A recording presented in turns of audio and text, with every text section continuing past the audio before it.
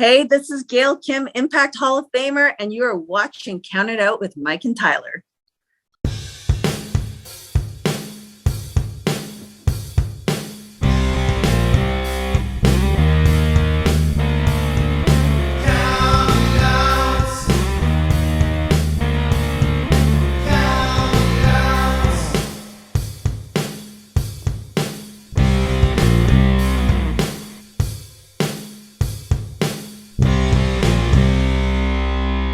You are listening to Count It Out with Mike and Tyler.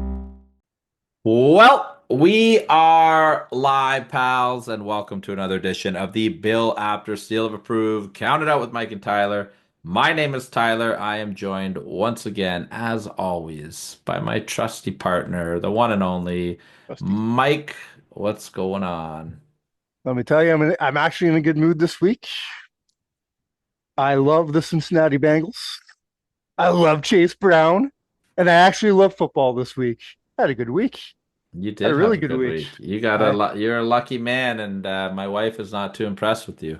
Yeah. Well, I mean, listen, we're 50-50 now. She beat me in the beginning of the season. I beat her in the end of the season. We're good. We're clear. Oh We got a no, clean slate. you do not have a clean slate because now here's why I'll tell you.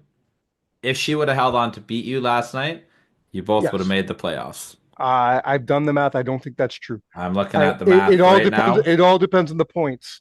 It all depends You, on the points because look where your sister is in that eighth spot. yeah, If I don't meet her in her points, you got her beat. You would have been in the eighth spot. yeah, Yep. And my lovely well, wife would have made the playoffs, but for sure, because her points are unreal.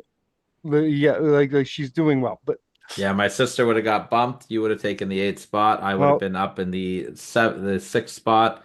But alas, she is the not. only the only person she has to blame is not me, but Chase Brown, because Chase Brown had a phenomenal night last night. Which technically she could blame me for because I traded you Chase Brown in a trade that has not worked out for me Uh, at all. Let's just, before we get into wrestling, I do want to stay on the fantasy football train for a minute. mhm. It is like I won my week to make it to the playoffs. I needed to win to get into the playoffs as Yes, well. we both did. Well, okay, you're saying I didn't, but okay. You didn't. You would have been Oh, in. You all would right. have been in. If you lost to Victoria, you would the way that it worked out, you would have hit the eighth spot by about 20 points. But I have no business making this at all. Like not even a little bit. I had listen to the points that my players put up here, okay? Hmm. I had Jonathan Brooks, negative zero point 0.3 because he got injured. Yeah, I had to play Ray Davis as my other running back, 0 points yeah. because I don't know why. Will Deasley injured, 3.9 points. Westbrook on the Titans, 2.9 points. My kicker, 2 points. My defense, 4 points. I lost McConkey before the game started. I lost Pickens before the game started. I lost Kenneth Walker the third before the game started. I solely won because of Sam Darnold and Yes, Justin you did. Jefferson and Smith Yes, and you Jigba. did. Those guys went off. I am in the I playoffs by texted pure you. luck. I texted you saying the Minnesota Vikings just got you in the playoffs. Yes, they did. Yes, they did. Those two men had a phenomenal game for sure. As far as your lovely wife goes, had she would have beat me, she would have had a man named Charbonneau to thank for that. Or Yeah, Charbonnet? Jacques Charbonnet. Charbonnet. Yeah, I started. Holy shit, that kid's a rocket. Well, I mean, that's because Walker didn't play, right? That's But his but but backup. but still, though, what do you have? Like something like 200 rushing yards almost? Like I that's play. insane. I played him in my other league to make the playoffs as well. So for the first time in a long time, in all three of my fantasy leagues, I am in the playoffs in all three seasons by Good hook for or you. crook. And I do. The points were so tight in our league that Yeah, this was anything could close. have happened. Like the only thing we knew for the last 2 weeks was that the top three people were in, the bottom three people were out. Yeah. Everything in between, we had no idea what the fuck was going on. It was stressful. I do want to toot my own horn just a little bit for my other fantasy league that I'm in. I started the season with no second round pick, no third round That's right, you pick, did. no Yeah. fifth round pick, and I think like no seventh round pick. Like I gave them all away, and I finished the season in fifth place. Like I'm killing it. So, anyways, that's our And- fantasy football talk. And for the 2 week. seconds, I just want to talk about the Bengals because let me say, we have a team right now where 2 of our players are leading the league in touchdowns. 2. Yeah. All right. I don't want to talk about it. We have a defenseman who is leading the league in sacks. Yet our record still sucks balls We have a because team. we only have 1 good defenseman. We have a team that leads the league in being shit, and I don't want. I'm not happy with them. I mean, we're still not completely out of the playoffs. We're still in that bubble, but Jesus Christ, they got to get their shit together. Last night's game almost gave me an embolism. All right, that's football talk. Let's talk some wrestling, sir. Yeah, you said you got a little something you want to get off your chest this week. I do. I have a little rant to get to go off on. I have someone I want to bitch about. Someone I've bitched about several times on this show. If I was to ask you who do I bitch about the most on this show, you'll probably know the answer. Me. Um,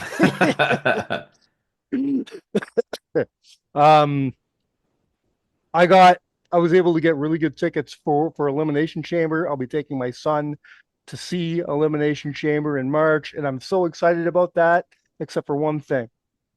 I hate the idea of sharing that experience with 20,000 idiots.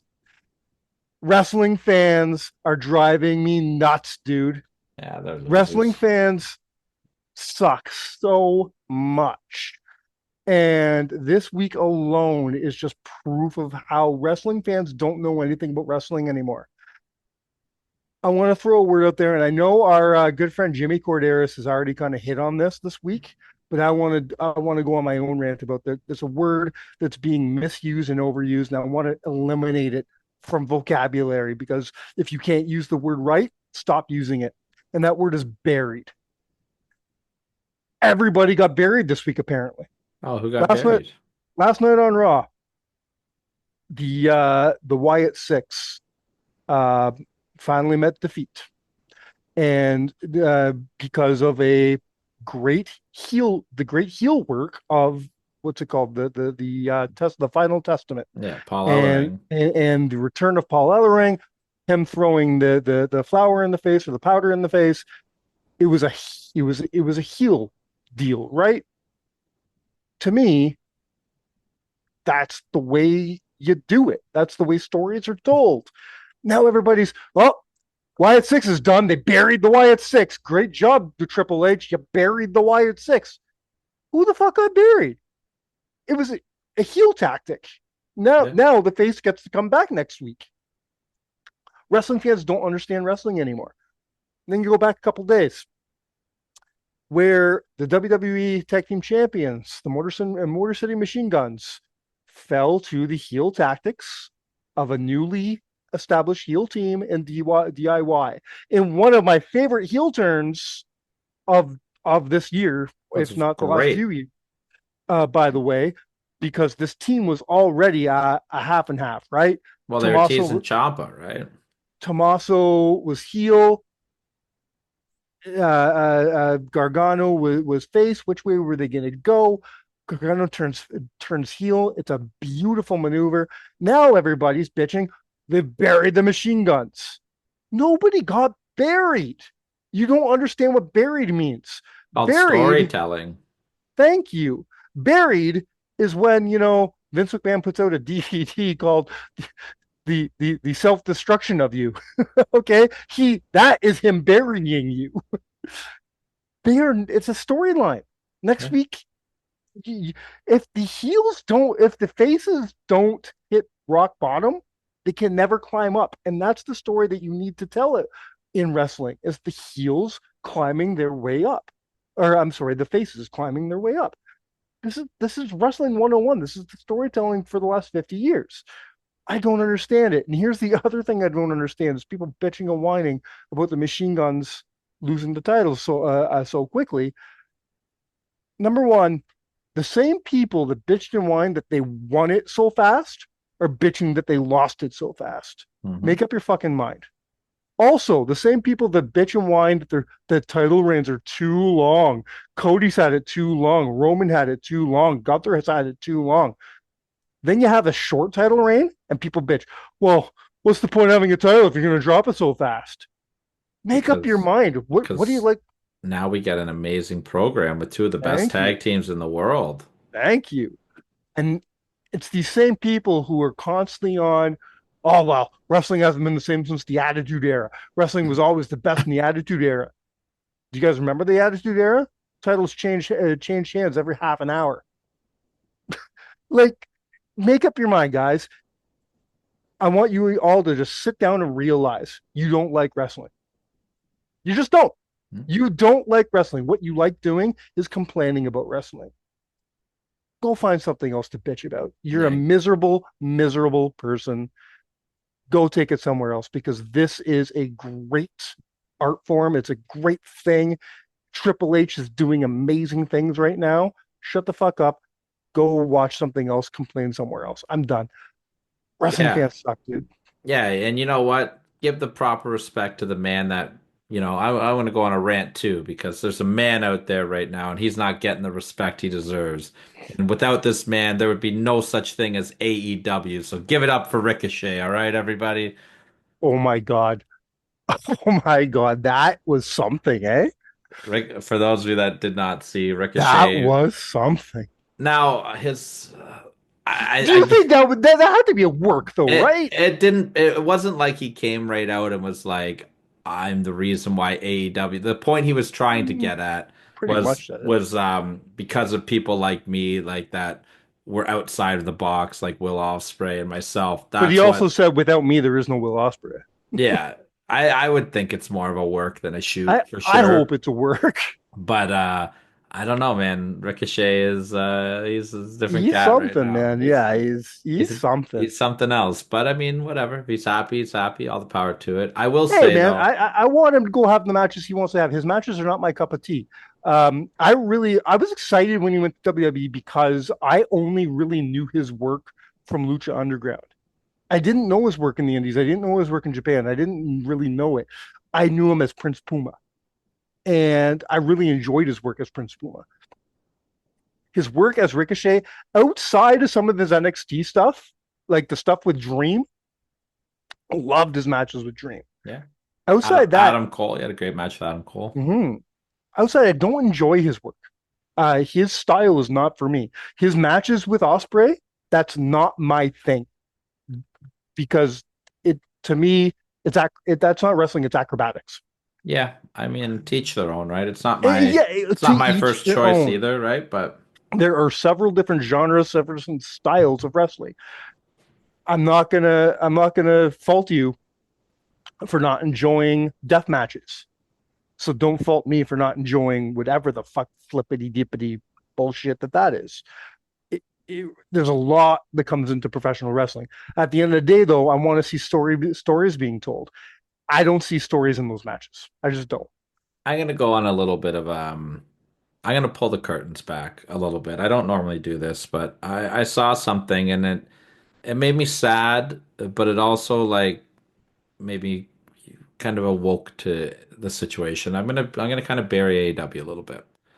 And when I do this, I don't do this because I hate AEW. I don't hate AEW. In fact, over the years of our show, I've been very supportive over For the AEW. for the first 4 years of that company's existence, you were I'm a big fan. a big fan, a big supporter. But you're a smart man who you don't let your allegiances or your loyalties blind you. I You just like call it as wrestling. it is. I love Just like professional wrestling. wrestling, And right? when something's shit, it's shit. This has been me with TNA for the last 20 years. When it's great, I'm number one in line. When it's shit, I gotta call it shit. You Well, know, so I understand where you're coming from. like here's the thing, and I just hope that they look at what happened this week as a reality check. AEW did a like a press conference slash fan event thing for Hmm. All in Texas. Hmm. And the last time that I remember they did something like this when they announced the company, there was thousands of people there. Thousands. There was about 50 to 60 people, if I'm Yep. being generous at this thing. They had I felt Sting. so bad for Dragon. They had Sting. They had Bryan Danielson in his first appearance since being injured. They had Swerve Strickland. They had all the big guns out, and I don't know if it was just I didn't even know this event was happening, so maybe it was just poorly promoted. I don't know what it was, but I just hope they take a step back and look at things like this and be like, okay, like why? And I'm going to tell What you can we do? I'm going to tell you something personal on my end from AEW, which is turning me off of them. AEW has always, been about, oh, we're going to be different. We're going to be alternative. We're going to do Mhm. whatever. We're going to be media friendly. We're going to be fan friendly. We're going to be talent Media, friendly. media friendly. Well, I mean, I've dealt with AEW media Hmm. and they were very good to us at one point. They helped us get Brian Pillman Jr. for an interview. We did a lot of the work on that Thank end, you. but That was weeks of me talking to Brian personally they and then did getting permission from AEW. they did reply to us. They did approve the interview. They did set Mhm. it up. They really strung us along for media a couple years ago when they came to Toronto. They They really did. gave us a bunch of maybes and then a bunch of we don't have any talent that are available, and then we watched all the talent do media. I get it. We're not Chris Van Vliet. We're not. I understand getting Mhm. overlooked for media. And then recently, and I won't mention any names because we don't need to mention any names, but this year alone, I have personally spoken with two people, two talent from AEW that have both said, we would love to do your show. Please just get it approved by AEW Media. And I got ghosted by them on the first time. Or sorry, I Mhm. didn't get a reply on the first one. And then I got a brush off on the second one. It's like, we're here to help. Like we want to help, and I understand Mhm. we're not going to pull in Chris Van Vliet numbers. However, our Also, our interviews though, and I will toot our own horn a little bit. Like our interviews have been picked up by news outlets worldwide. they have So been. so I'm huge in Mexico. even though our interviews might not get hundreds of thousands of views, the stories from our interviews do get a lot of traction, and that's so like I just get upset when a company like AEW with this loaded roster that they have, with all the passion that they have, with the talent that they have, with the incredible backlog of matches that they have, I just get upset and it makes me sad when I see them draw 50 people in a crowd. But I think that they need to look in the mirror though and Mhm. really be like, what have we done? And I'm not saying that they're like obviously I'm a little bit bitter because AEW Of course. big timed us a couple times. Not that again, and again, when I say that, I don't want us to sound like we think we're big shit and deserve these opportunities. We don't, but I do think we have a proven track record to deliver in situations. We've Agreed. done media work for 4 years for TNA Wrestling. We've delivered with them. We've had a great relationship with them. We delivered on everything that AEW asked us to do when our Pillman interview. Like we've never given people a reason not to give us a chance or a second chance. Mhm. So I don't know. I just hope that they can take a step back and and From a, and from a business regroup. standpoint too, I don't understand the logic behind if you have people that want to do the interview, they have the time, they have the want. Why are you saying no? What does it hurt you for us to interview one of your talents? You're not doing any work for it. You don't have to set it up. You don't have to do any. We're doing all your PR for you. If you work in PR in AEW, I just did the work that you're paid to do. Yet you're telling me to fuck off. Yeah. Except you're not, because you don't have the respect to tell me to fuck off. You're ghosting me. You're not even talking to me. This is where I have the fucking problem. I find it to be very disrespectful. Now, again, just like you, I'm hurt by the situation. It's like you, I agree. I we're not the biggest podcast in the world. I don't think that we deserve everything, but I do think that we've worked really hard. And I do think that if AEW sits down and looks at their, you know, seeing how consistent we are and how we never give up, because in 4 years of us being, hey, can you help us out? Hey, can we help you out? In 4 years, we never gave up. 4 years of you either telling us to go to go away or not saying anything at all. In 4 years, we've never given up. Eventually, you think, okay, these guys have tenacity. These guys have balls. Let's try them out. But it is what it is. AEW, at the end of the day, yeah, do I have a bit of a personal gripe against it because of this situation? Yes, I do. But from a all-around entertainment standpoint, I've never shied away from the fact that I don't like the company. I've tried my best to enjoy it. I want to. There are bits and pieces that I really like. Tony Storm is one of the greatest things to come out of wrestling this year. There are certain things I love. Do I want AEW to go away? Not in the least, because I wish them to get better. Every time I criticize them, that's me saying, I hope they fix these problems. I hope they get better. Every time that we end a year like we are now, we're about to end 2024. Every time we end the year, and I'm saying I still don't like AEW. In the back of my head, I'm hoping that next year when we end 2025, I'm telling you how much I love AEW. I want that. I want that every year. I want to love wrestling. I want to love TNA. I want to love GCW. I want to love MLW. Okay? I want to love all of wrestling. That's what I want. I want more wrestling. More wrestling is good for everybody. It really is. We are in the best time of professional wrestling because it's so accessible. It's so out there. There's so many things to see. If you don't like this, you can have this. If you don't like that, you can have that. I love that about professional wrestling in the 2020s. But if you're not delivering on something that I personally want to see, I'm going to call you out on it. I don't think there's anything wrong with that. I think unless I'm sitting here going, you're a bunch of marks and you're burying everybody and you're. I think that's one thing that we've made pretty clear, and I'd like to think and hope that that's how people view us, though, is that we just love wrestling and we're honest about it. If we like something, we just say we don't like it and we move on from it. And if we like something, we praise it, and we praise every wrestling company, and we've shit on every wrestling company over the last 4 years, and that's just our opinions and we're entitled to them. But at the end of the day, we love wrestling. And we're cheering for AEW and we're cheering for TNA wrestling, and it's really easy to cheer for WWE right now. Absolutely it is. Absolutely it is. As long as you don't have James Mitchell snorting cocaine on your show, we're cheering for you. Well said. Well, yeah, I think that was a fun little chat there, and I think it's time to get into a fun little list here, a requested list. Well, sort of. You and I teased this list. You said a few weeks ago, because we were talking about Stephanie McMahon. You said, man, or one of us said, this would be a fun list to do. When this show whatever that show was, it got released, Matt Sookrum, a good friend of the show, correspondent of our show, you guys know him as listeners, he texted me right away and said, dude, you need to do a Stephanie McMahon list, and you need to do it now.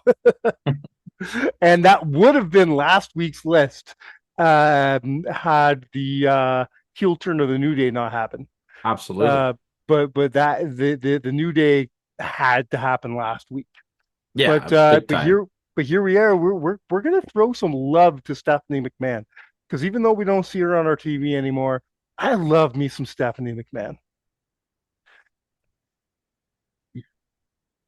So these are the greatest moments of the career of Stephanie McMahon in my eyes, anyways. Some of them are going to be matches, some of them are going to be storylines, and some of them are just single moments in time. Unlike my New Day list, this is all concealed to the universe of WWE.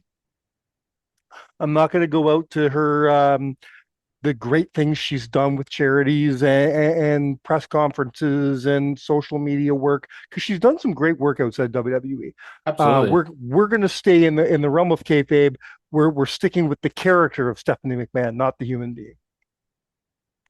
And we're going to start with number 7. I don't know if I'm going to get some heat for the placement on this, but I'll explain why it's at the 7th spot instead of at a better juncture.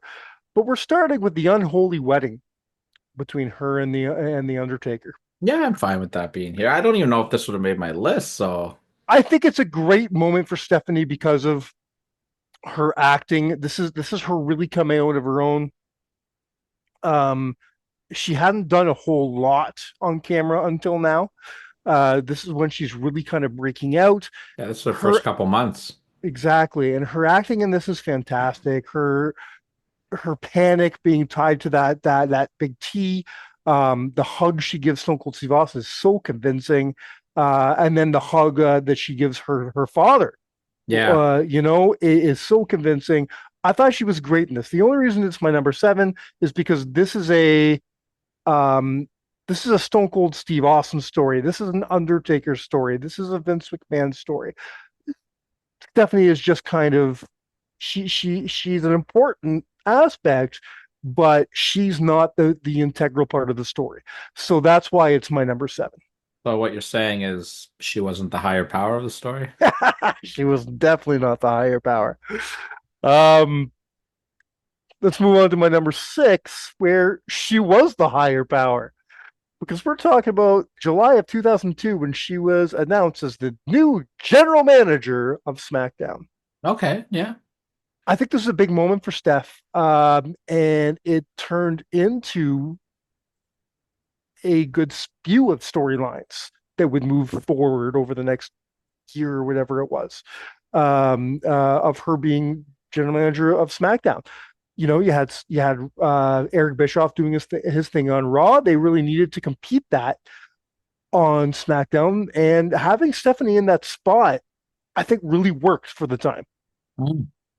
I thought she was really good. Did you I, enjoy her reign as SmackDown general manager? well, I thought it was pretty good. I I liked mean, I it. mean, I think Paul Heyman did a little bit better, but I I like the back and forth between her and Bischoff. I like that they were mhm, trying to, they were competing, trying to sign talent, with Brock Lesnar becoming exclusive to SmackDown, so Bischoff had to get his own title and yeah, the Scott Steiner stuff, like, oh, he's the hot free agent, like all that stuff was fun. She didn't really do anything like overly memorable as the SmackDown GM either though. But okay, I thought that it was I thought it was a great role for her at that time in the company because me too. she had just come back from this was right after the Alliance where she was mega heel Stephanie with ECW, and I just thought this was very well timed for her, and it really gave her a chance to keep honing on the microphone, which is where she's always been pretty strong. Agreed. Now I keep fighting myself on my 5 and 4. These could be interchangeable, really, but I'm going to keep it as is, and we're going to jump 12 years to the year 2014 and her storyline with Brie Bella and Daniel Bryan. Okay. I think she did some great stuff here.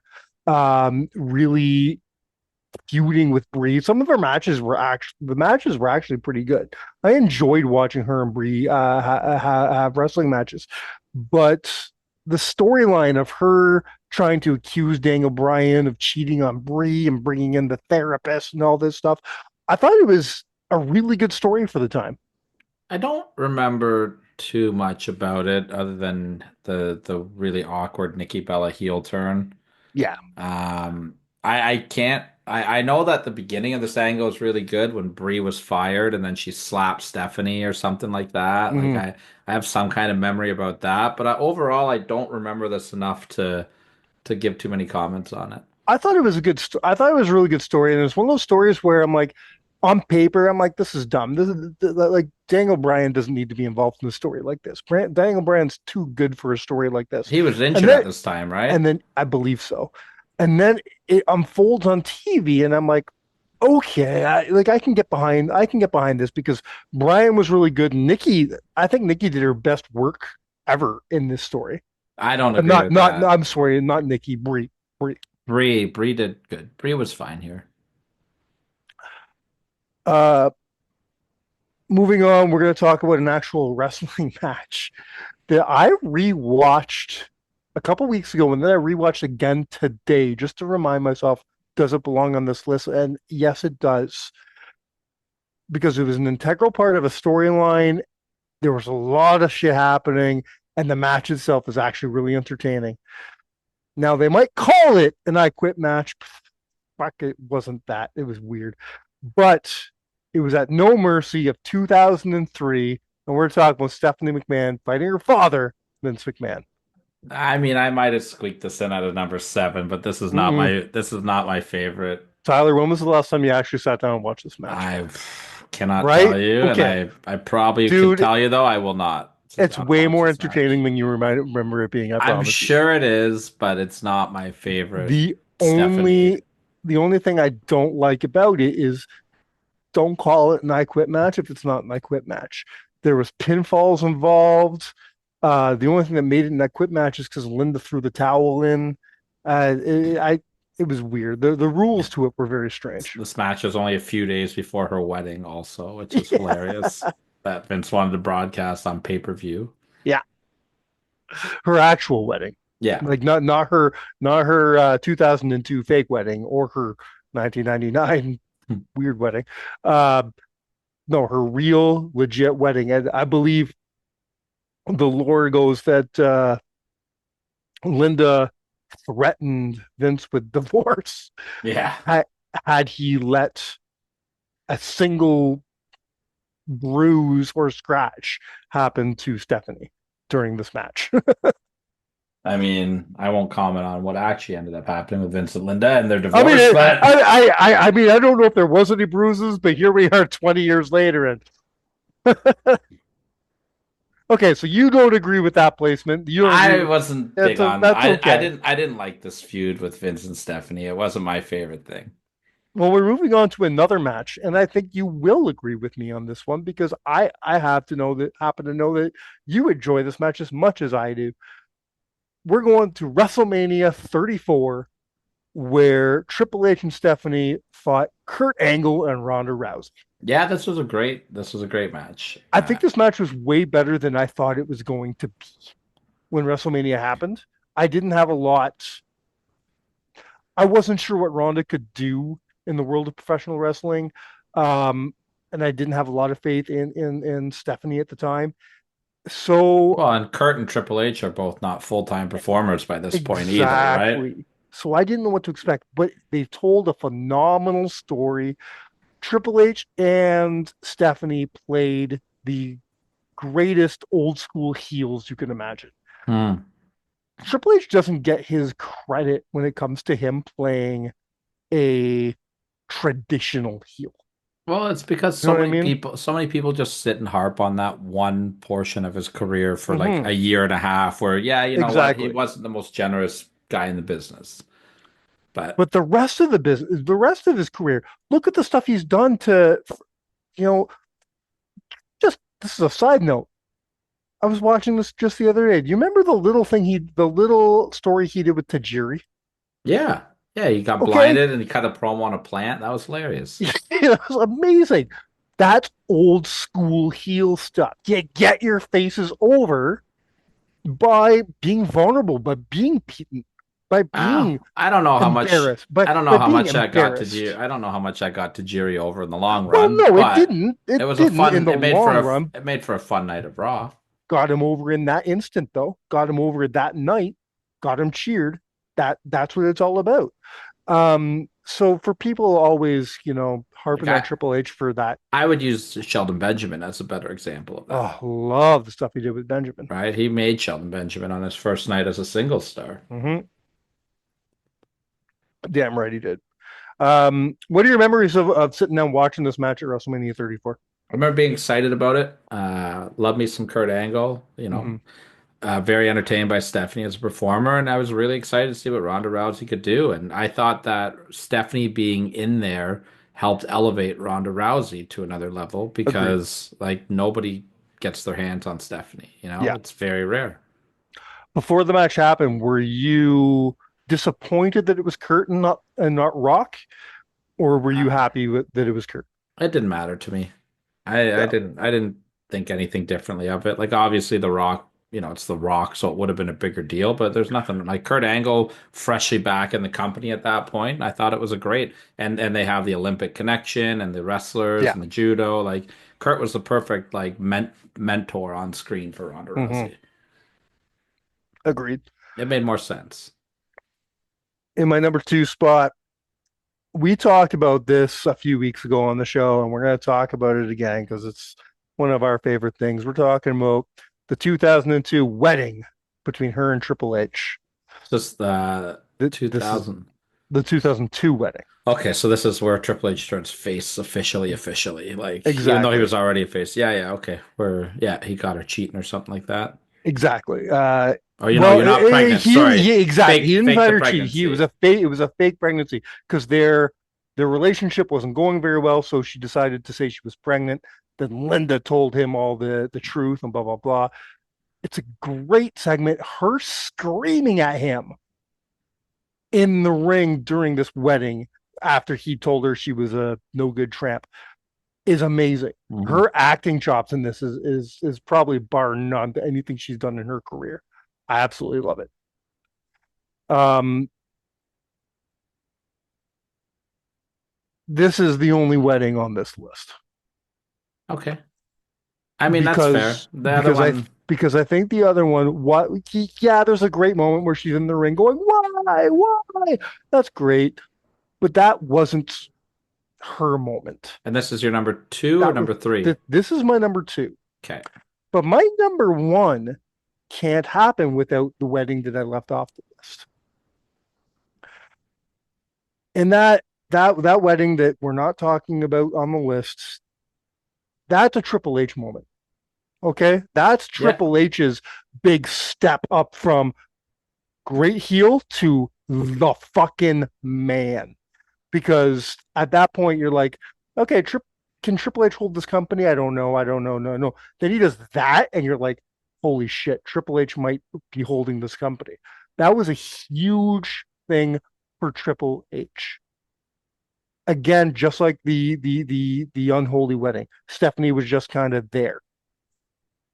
But that's not to say that Stephanie didn't get anything out of that angle. Here we are. It's the night after Triple H fights Vince McMahon at Armageddon, and Vince McMahon is ready to keep the fight going. He's got that sledgehammer in his hand. It's Monday Night Raw. And he's ready to go after Triple H, and Triple H doesn't come out. Stephanie does. She My turned heel number the night before. Yeah. my number 1 is the heel turn the night after Armageddon. Well, I think this the is heel- the pinnacle moment for Stephanie McMahon. the heel turn was at Armageddon. Yes, you're right. For me, it's that But promo the on Raw the promo, next yeah. night. Yeah, Yeah, this was probably the biggest. This was what made Stephanie Stephanie was this promo. this is the turnaround. She's no longer that little. She's no longer just Vince McMahon's daughter. Up until now, she was Vince McMahon's daughter. She was barely a character. She was just kind of there. And when she cut this promo on him, her face turns that face that you saw at the unholy wedding or at her wedding with Triple H or all these things, that innocent face, it's gone. Well, and she changed her hairstyle instead of Yeah. being straight laced, and it was curly, and like her attire. She had her boobs pushed up a bit, just everything to accentuate that she's a different person now. And the things she brought up in the promo were perfect. Remember the time you had me sacrificed by the Undertaker, Dad? Mhm. It was great. She went all the way back. You know, Everything was full circle. I was nothing to you but a way to get back at Stone Cold Steve Austin.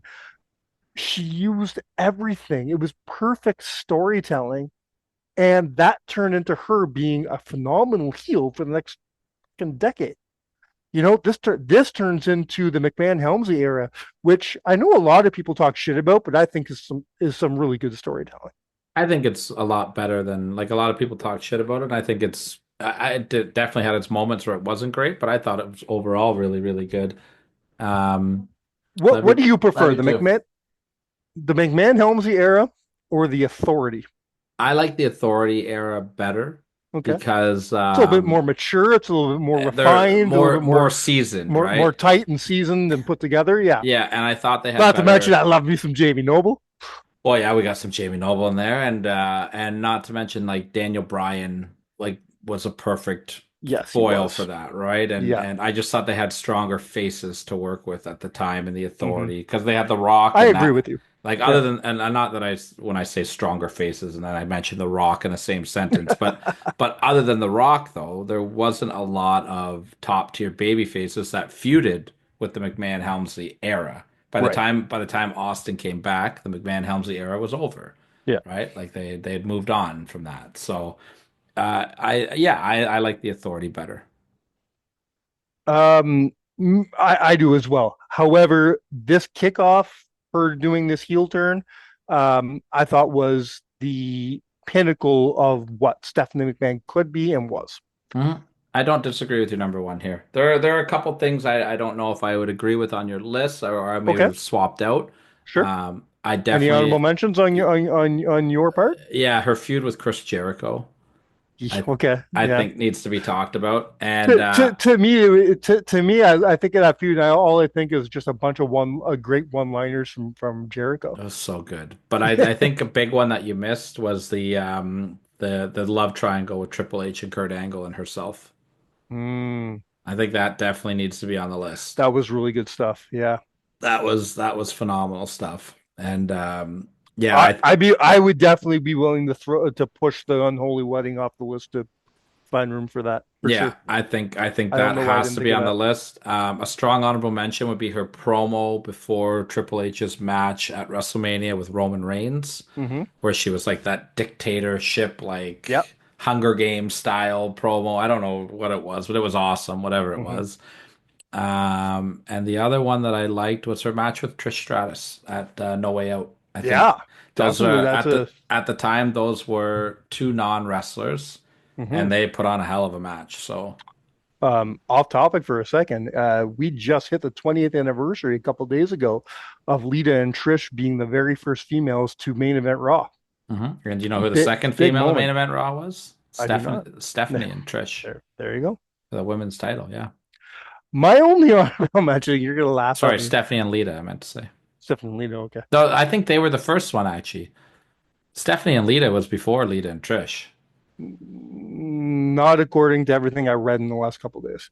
There was because there's been online celebrations everyone from for Lee. everyone forgets about Lita and Stephanie was the first ever women's match to main event of Monday Night Raw. Yeah. It was in 2000. Okay. It was I'm gonna during the look into that. McMahon. It was during the McMahon Helmsley era. It's when Lita won the title, Yeah. and The I'm gonna look Rock into was that. involved. Gary, because that was well before the Trish Stratus match. So Hmm. Well, yeah, because that would have been 24 years ago, not 20 years ago. yeah, Yeah. no, that was Hmm. it. I'm going Okay. on record. I'm sticking to it. That was the All right. first women's main event in Raw history. Stephanie McMahon. Put it on the list, Well, Mike. we're going to talk about it next week, whether you're right or wrong. Um, what was I going to say? Well, my only honorable mention, uh, I wanted it on the list. It just didn't fit on. Is the mud match between her and Vicky Guerrero. Yeah, I can't make the list, but I get why you'd want it on there. It did a lot for Vicky. It was entertaining. It did a lot for her character. It made sense for her character. I loved it.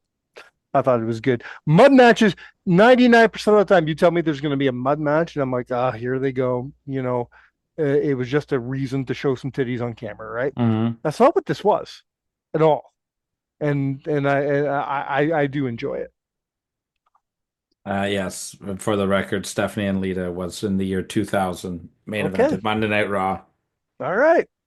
So sorry, Lita, but I mean you're still in the first ever, but you were wrong about because it was her and Lillian Garcia were really pushing this the other day on their social Yeah, medias. I believe June 12th is the date on this one. Yeah, June 12th, main event of Monday Night Raw. All right, guys. Well, that's one more list in the books. I hope you enjoyed it. If we missed anything, let us know on social media or throw us DMs, and we'll talk about it online on the show next week. Mhm. Other than that, um, we're getting real close to year end. We're working hard. I know it's Tyler's list this year. He's working real hard on that. We're working hard to get some guests on the show. So I hope you guys are ready for the year end coming up in the next few weeks. I don't know what we have in store next week. I don't know yet either. I'll let you know probably I'm an hour sure before I record. you might have a list next week. All my backup lists are gone, so you better have something next week. Yeah, I've been playing catch up this week because I was at Barrie Wrestling on the weekend, which I That's just right, want you to talk were. about really quick before we go Yeah, home let's here. do it. The final Canadian independent date for the walking weapon Josh Alexander before he hits the free agent market in February. And I don't know. I'm not going to really say too much about Josh Alexander, but maybe if you listen to Count It Out over the next few weeks, you might hear something from him. I don't know, maybe. You'll see. But what an honor for me to get to be the ring announcer for that incredible match versus Myung Jae Lee, who's one of my personal favorites. We Super talked about honored. this off air. I can't wait to watch this on IWTV because it's my favorite professional wrestler of the last few years versus my favorite independent professional wrestler of the last few years. You can't go wrong here. No, it was a fantastic match. It was a fantastic night If of I'm not action. mistaken, they've only faced off once They faced off once before at at C4. C4 Wrestling Yeah. about maybe 3 or 4 years ago. And was that a singles match? I don't even remember. Singles Yeah. match, yeah. Yeah. It was a good match too, but Myung Jae Lee definitely has evolved a lot since that match, and he was already incredible back then as well. So Yeah. definitely an incredible matchup, and I highly, highly, highly recommend going out of your way to see it if you can. And again, what an honor to just be a small part of that match. Getting to announce Josh was Mhm. phenomenal. Well, that's it for this week, folks. If you haven't done it already, please hit that subscribe button. If you have a friend that likes professional wrestling and they haven't listened to the show, tell them about Counting Out with Mike and Tyler. They can go to countingout7.com. All our links are there, okay? Our YouTube is there, our Spotify is there. It's all there in one shot. They can go click whatever they want. They can listen wherever they want. As long as once they're listening, they just hit that like button, hit that subscribe button. Every little click helps this show grow. We can't stress that enough. Absolutely. Until next week, my friends. Tyler, I think we're back. I'm glad to see you not dying after your wedding. Yeah, I was very sick. We are back to form. We're having good shows. We're having a lot of fun. Next week will be no different. And until next week, ladies and gentlemen, you have been counted out. Cheers.